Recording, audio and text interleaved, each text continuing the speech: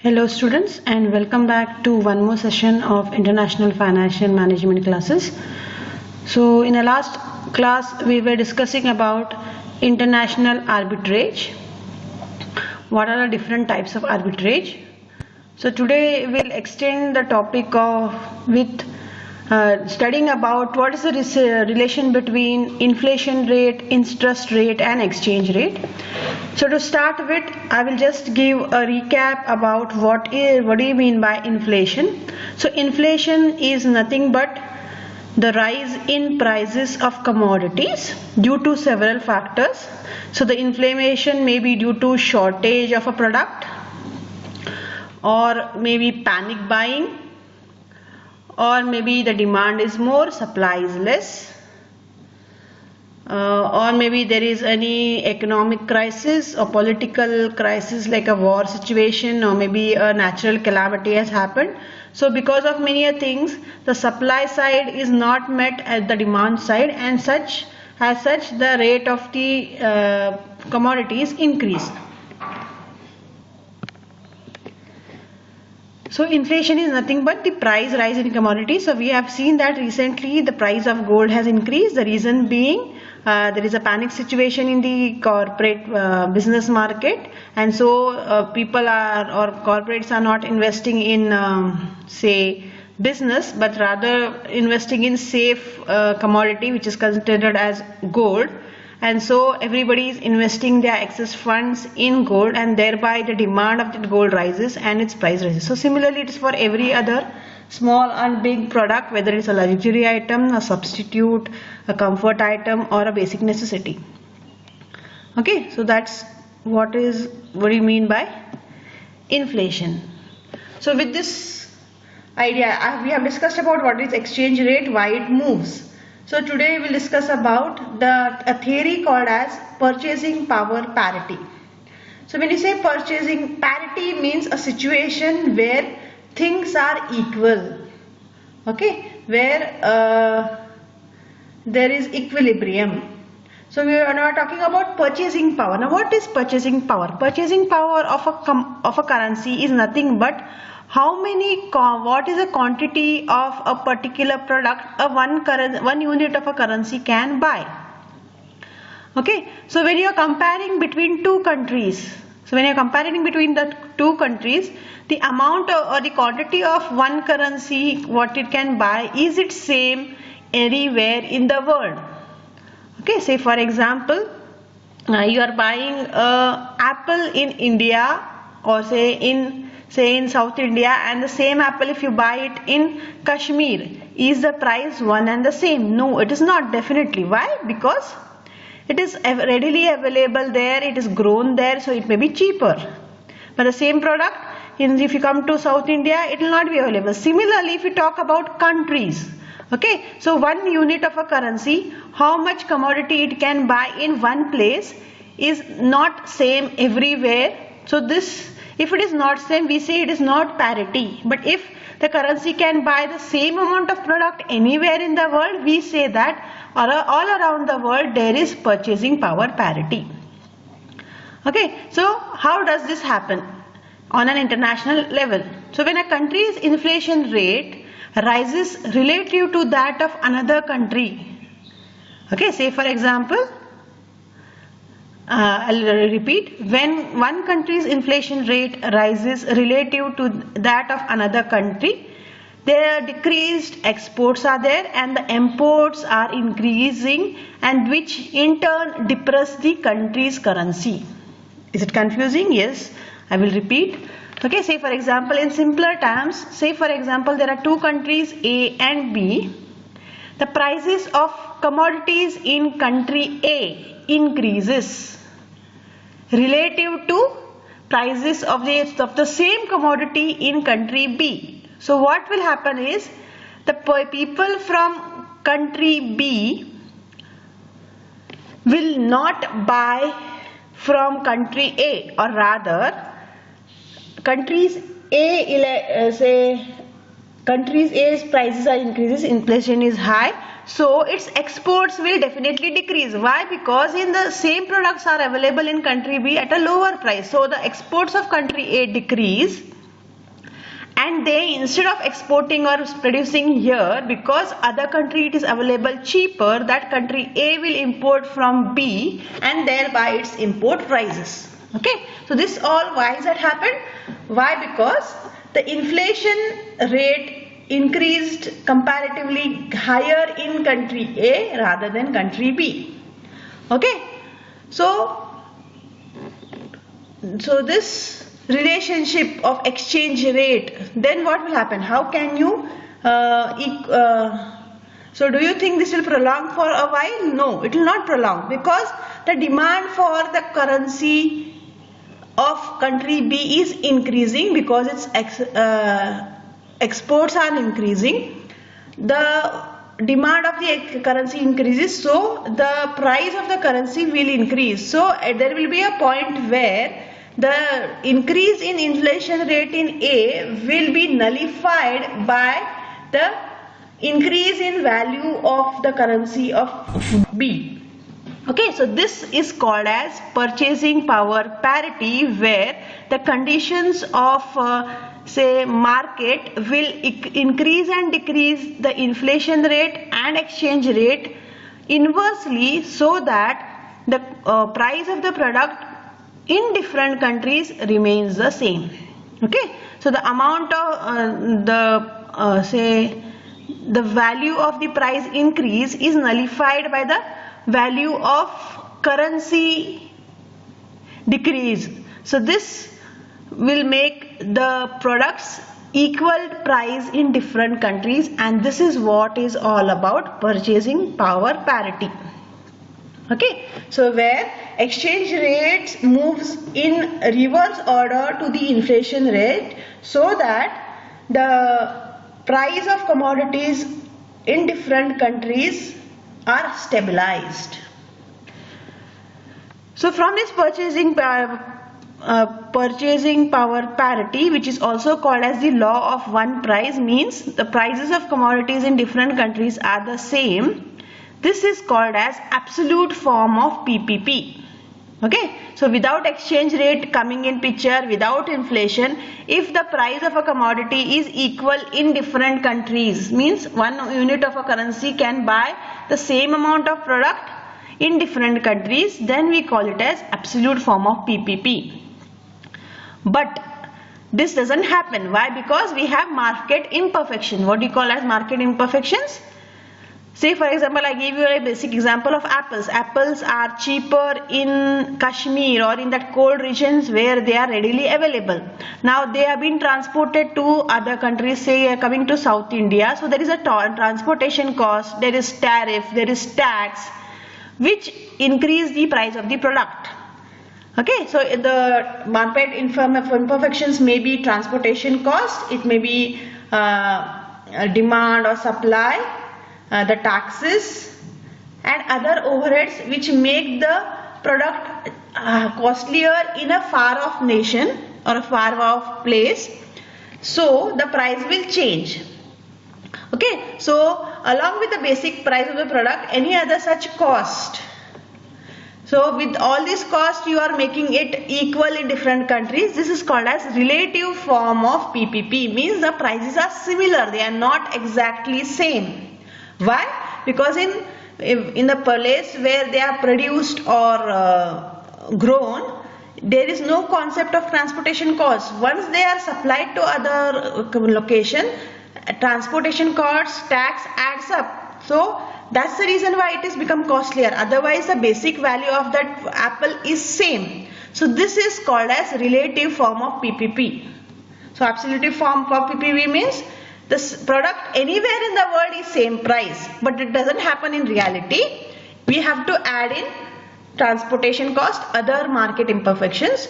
So this is called as relative form of PPP, means purchasing power parity, means one currency buying a particular quantity of goods all over the world.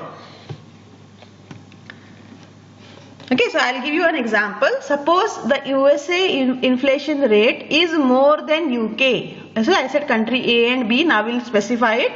I'm saying in US the price of the commodities has increased more than that which has increased in UK. Okay, so what will happen? the exports of USA will go down. The reason being it's become costly, so other countries will not buy, or say UK people will not buy from here. Okay, so USA's imports will increase and UK's exports will increase. So what will happen? The demand for UK goods, its currency will increase, and so pound will appreciate. Okay, the shift in consumption and appreciation of the pound will continue until the price of UK goods in USA is more than that of USA's local products, and in UK the price of US goods is less than UK goods. Okay, so this will go on, the pound value will go on increasing in such a way that the prices of commodities of UK in USA will be more than that of products of, or the inflation in UK products is more than that of USA. So the pound will appreciate such that the cost of that product increases. So if that happens, what will happen? Then people will stop exporting and importing and they will buy in their home country. So that is the rationale behind PPP. So I'll say it once more. I'm saying that the USA inflation is more than UK. So what will happen? US exports decrease, imports increase. So this is the reason why UK's products will be demanded more, and so its currency will appreciate, means its value will increase. So this shift will go on and the appreciation of the pound will go on till the price of UK goods in USA is more than US goods, and the price of US goods in UK is less than UK goods. Okay. So based on this we have a derivation or a formula for PPP. So assume that the home country's index is PH. Price index means the inflation rate. Okay, so how much inflation is there? So the price country, say for example we'll take the example of say India. So PH means the price level of Indian goods. PF means price level of foreign goods. So with that into mind, okay, so the price and inflation rate and exchange rate. So here this will be the formula: PF into bracket 1 plus IF into bracket 1 plus EF is equal to PH 1 plus IH, where IH is inflation rate in the home country, IF is inflation rate in the foreign country, and EF is the percentage change in the value of the currency. Okay, so the EF is the amount of appreciation or depreciation between those two countries. Okay, so this is how it works. So the inflation rate and price index in the home country will be determined by the inflation rate, price index, and the amount of appreciation or depreciation of the foreign currency. So this is the formula for PPP. So if you say that PH and PF, so if you solve it mathematically, it will come down to the rate of exchange will be the ratio between home country index inflation rate and foreign country inflation rate minus 1. So we are considering that the price index in the home country and foreign country is equal. So PH and PF will be gone and EF can be reduced into this formula. Okay, say for example the home country inflation rate is 5%, foreign country inflation rate is 3%. So this, according to this formula, it will become 1 plus 0.5, the percentage becomes decimals, upon 1.03 minus 1, which is 1.9%, means it means that the rate of the currency should increase by 1.94%. Okay.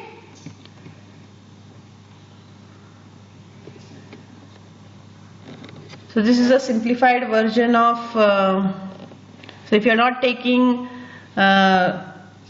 compound formula, or when the inflation is very small, you don't have to add it with 1. So you can directly see the difference, that is IH minus IF, that is, say for example, home country inflation is 9% and foreign country is 5%. So difference is how much? 9 minus 5 is 4%, means it says that the currency value of pounds should appreciate by 4%, so that parity conditions are got. Okay, so same thing we can put it in a graph and see how it is. So it is similar to your international interest rate parity. So here we have a graph which on the x-axis we are measuring the percentage change in the currency rate, spot currency rate. So on the positive side is the appreciation in the currency, negative side is the depreciation in the currency value. On the y-axis we are measuring the difference between the inflation rate between the home country and the foreign country. So it is, here it is EF on the x-axis, both positive and negative, so appreciation and depreciation. On the y-axis it is IH minus IF, so this is inflation rate depreciation. So this line is PPP line, means here on this line the price of commodity whether you buy in your home or elsewhere is one and the same, means it doesn't make any profit or difference if say the amount of currency appreciation is equal to the difference in the, say for example your currency value increases by 1% and also the rate of inflation rate difference is also 1%, means there is no use of buying from another country, better buy in your home country. So any point on this line, here there will be a no profit of buying from another country. Okay, so on this line there is purchase power parity. This blue region here, the foreign goods inflation rate is less than home country, so people from the home country will buy in the foreign country, so there will be increase in the imports from that country. On the other hand, this pink region here, the home country inflation rate is more, so the home country, in the pink region the home country inflation is more, so there will be more and more of imports in that country and the exports of foreign country will be more. On the other hand, this blue region tells about the foreign country the inflation rate is more, means the prices of the commodities there is costlier, and so people from that country will buy from that, say other country, or the home country's exports will be more. Okay, so I have written here increased purchasing power of foreign goods, and here decreased purchasing power of foreign goods, means when you are in this region your exports decrease, imports increase. This region means pink region. When the point is in blue region, your exports increase, imports decrease. That's the meaning of it. So in real world also PPP is tested in the long run, so they are used to forecast the prices of currencies, which make the corporates make decisions or hedging the receivables and payables. But PPP doesn't occur consistently because exchange rate are not only determined by the price levels, there are other factors which influence the rate of change of exchange rate. So you may buy a costly product because there is no availability of its substitute, or maybe the government is not allowing you to buy in a country where prices are less, or the interest rate may be high, or any other thing, or you are from a high income level and you don't bother about price. So these reason, when these other conditions are there, this concept of purchasing power parity doesn't hold good. But in long run, definitely it is used to forecast, to hedge the inflationary effects, so that they can make proper business decisions. So I hope you have understood the concept of purchasing power parity. Here we are having the relationship between exchange rate and price level. Other day we have discussed about interest rate parity, where is the relation between exchange rate and interest level between countries. So they look similar and they are in isolation, they don't work. They work in combination with different types of factors which influence exchange rate. So that's all for today. I hope you have understood it. Do comment for any queries, like and subscribe for my channel for further videos. So that's all for today. Have a good day. Bye. Thank you.